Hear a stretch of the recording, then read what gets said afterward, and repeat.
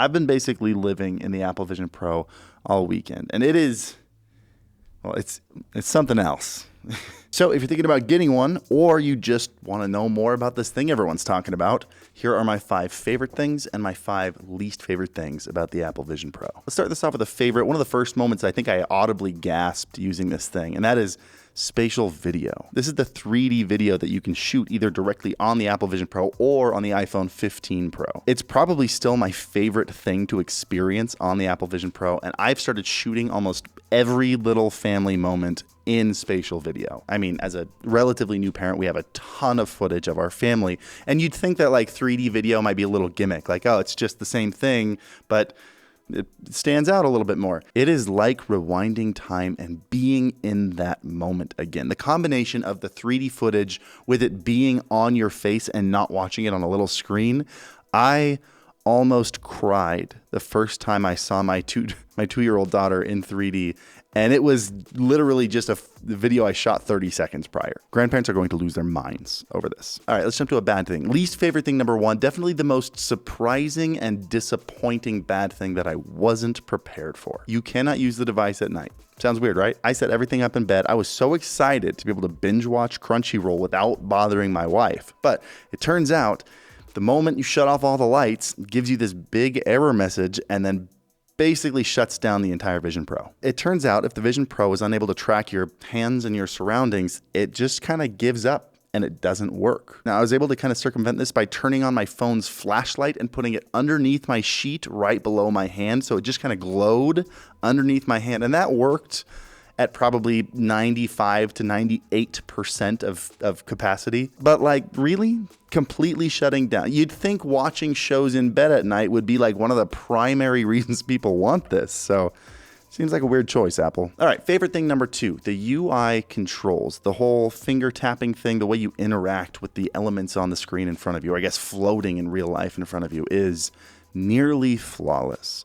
I've used a handful of VR devices before, and usually it involves pointing a laser at something and trying to click the trigger without accidentally clicking the thing next to it. VR interfaces are always very clunky. For Apple to implement these downward facing cameras so I can just look at something and then pinch my hand to click it or drag it is just like, here, let's put it this way. Do you remember the first time you used an iPhone touchscreen? And you probably came from using other touchscreens in the past where you had to press kind of hard to get it to register.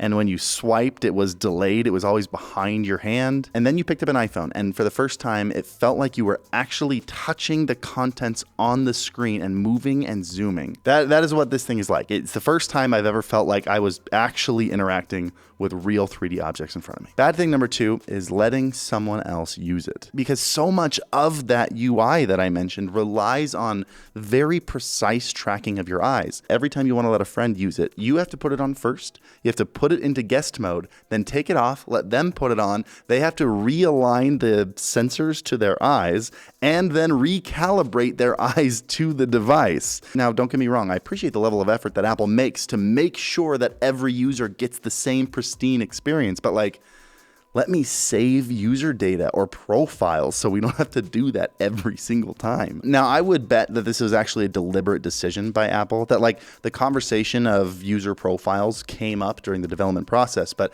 I think Apple wanted to set the precedence that this is a personal computing device and it is a specific user's device, a lot like someone's phone, versus the current VR headset Meta, which is kind of similar to like a family Xbox in the living room and anyone can just put it on and use it. I think Apple's putting a lot of effort into retraining the way we see these headset devices. Let's go into another favorite. The true just immersiveness of this device. It's not really something you can really understand by watching videos and like screen recordings of this. You have to wear it to understand. And this one I think still needs a lot of work just because it's probably the hardest thing to accomplish, but I want to give credit where credit's due. The extremely low latency of the pass-through combined with the quality of the cameras on the device means that when you're looking at your hands and moving your hands, you forget that you're watching a video feed of your hands and you think you're just looking at your hands. And then you combine that with the masking of your hands in front of the 3D elements, the near perfect tracking of these 3D elements in space in front of you, all alongside that UI pinching experience thing. It makes this an experience that you have to try for yourself to really understand. Bad thing number 3, the one that everyone's been talking about, and I assumed it was exaggerated. It is not. That is the weight. The weight of this thing is probably the biggest setback. And like, I know there's a lot of technology in this thing that makes it that heavy, but like, it is so heavy that after a very short period of time, it starts to hurt your forehead and your cheekbones. In fact, I would say that this strap is almost unusable. Using this alleviates a little bit, still not enough, but that's absolutely necessary. When I saw the previews for this 6 months ago, I thought I'd be able to remove my monitor from my desk and just live inside this machine with virtual monitors in front of me. Absolutely not. Even with the dual strap, it is still uncomfortable. And if you want to do it with this solo loop strap, just forget it. Favorite thing number 4, the ability to use iPhone and iPad apps natively. It immediately makes this thing very useful. The fact that I don't have to think, okay, which thing can do which thing. Anything I can do on here, I can do in here. And then that app just pops up in front of me like a 3D floating iPad. In fact, I can even use my fingers like this on the app. But then that begs the question, why not just use my iPhone or my iPad? Bad thing number 4 is the screens on the inside. And like, I know I said before that the immersiveness was a positive thing. And 99% of the time, you are looking at either a 3D element that is very crisply rendered, or you're looking at something really close to you like your hands, and those things look amazing. But the moment you look past that at something a little bit further away, things start to fall apart. Items a little bit further out get a little bit low resolution and grainy. Like, even in really well lit rooms, the whole image is just kind of a little bit noisy. Plus, you have no peripheral vision because the lenses don't wrap around your eye. So everything you're looking at looks like this. And once you notice the black border around your vision, it's really hard to unsee it. So hopefully future versions improve on that a little bit. But we're down to the last one of both the good and the bad, and I want to end on a good note. So the last least favorite thing about the Apple Vision Pro is the fact that there is no real gaming on it. And I mean, like, there's a couple puzzle games that are featured in the App Store. I tried one and I lost interest after like 2 minutes. Just compared to the other VR devices where gaming is the main focus, it seems entirely absent here. And it's not like it's just lacking games. Like, you cannot have a great gaming experience on this device just with how heavy it is. There's no way I'm going to try to play Beat Saber with this giant hunk of metal strapped to my face, and definitely not going to try any shooters where I'm trying to look around and figure out who's shooting at me, which bums me out because it's got an M2 chip. It's got a desktop class chip in it. It could be a great gaming experience. I think that Apple's top focus moving forward needs to be the weight and the size of this thing. I mean, at least if they want this thing to be useful in any kind of day-to-day experience. And as for my last favorite thing on this device, I want you to hear me out here.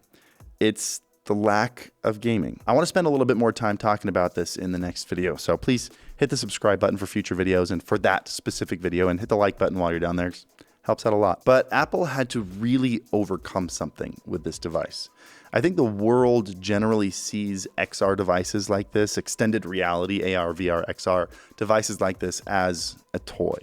Like, for example, the only other person in my entire extended family that owns a VR headset other than me is my 10-year-old nephew who wants to use it to play Minecraft. Right now, to the majority of adults, VR headsets feel like toys that adults just have very little use for. So while I'm sure that spatial computing games, these 3D games in the future, will be just incredible experiences to use on planes or while you're relaxing, if Apple wanted to have any possibility of mass adoption of these devices, if they wanted the world to see this thing as a tool rather than a toy, then they had to distance itself from the current market as much as possible. So instead, they launched it with video calling, with 3D video capture and playback, with meditation apps, and with 3D environments for escapism, and with Mac screen sharing capabilities. You can game on this thing. Apple has made it so you can connect an Xbox or a PlayStation controller, but by pretending that gaming doesn't even exist on here, Apple has made it so that the mass public doesn't even see these two devices as being in the same category. And I'm very interested to see how that turns out for them.